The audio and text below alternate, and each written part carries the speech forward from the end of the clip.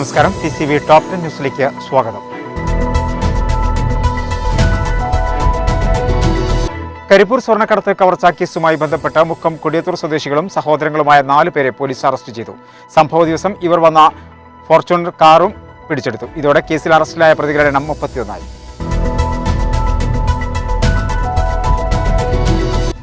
MSF സംസ്ഥാന president PK നവാസിനെതിരെ പരാതി നൽകിയ ഹരിത നേതാക്കളെ തള്ളിപ്പറയുമ്പോഴും പരാതി പരിഹരിക്കാൻ മുസ്ലിം ലീഗ് നേതൃത്വം ഇടപെടുന്നു. പരാതി പിൻവലിക്കുകയാണെങ്കിൽ നവാസിനെതിരെ നടപടി എടുക്കാമെന്നാണ് വാഗ്ദാനം. അച്ചടക്ക നടപടി എടുത്തു കഴിഞ്ഞ് പരാതി പിൻവലിക്കാമെന്ന മറുപടിയാണ് ഹരിത നേതാക്കൾ നൽകിയിരിക്കുന്നത്.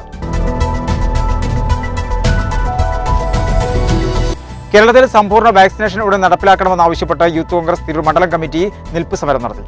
DC general secretary advocate K. Padmakumar ഉദ്ഘാടനം ചെയ്തു. കരഡസ്കോപ്പ് ആകാശ് മിത്ര ശ്രേഷ്ഠ പുരസ്കാർ ജേതാവ് VS ആയിഷ അലീനയെ TIC സ്കൂൾ അധികൃതർ ആദരിച്ചു. School principal Najeeb P. Pareeth മെമ്മോന്റെ കൈമാറി. Alathur Kunjumon Haji memorial higher secondary school പൂർവ്വ വിദ്യാർത്ഥി കൂട്ടായ്മ മികച്ച വിജയം നേടിയ വിദ്യാർത്ഥികളെ അനുമോദിച്ചു. ഹയർ സെക്കൻഡറി പ്രിൻസിപ്പൽ സുനത ചടങ്ങ് ഉദ്ഘാടനം ചെയ്തു.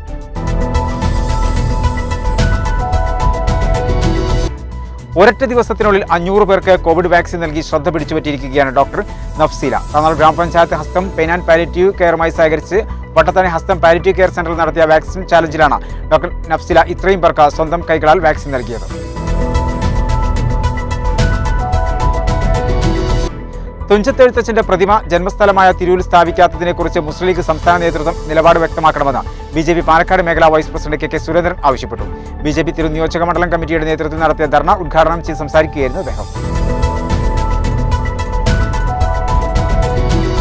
താനാളൂർ പുഴുക്കിയത്ത് കുഞ്ഞിപ്പാത്തുമ്മയുടെ മരണത്തിൽ ദുരൂഹതയുണ്ടെന്ന് കുഞ്ഞിപ്പാത്തുമ്മയുടെ സഹോദര പുത്രന്മാരായ ബന്ധുക്കൾ പത്രസമ്മേളനത്തിൽ ആരംഭിച്ചു.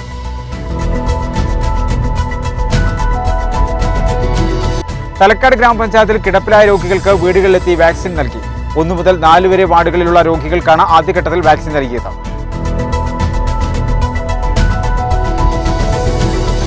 ഉന്നത വിജയം നേടിയ വിദ്യാർത്ഥികളെ പറപ്പുത്തടം പ്രവാസി ഹെൽപ്പ് ലൈൻ കൂട്ടായ്മയുടെ നേതൃത്വത്തിൽ അനുമോദിച്ചു.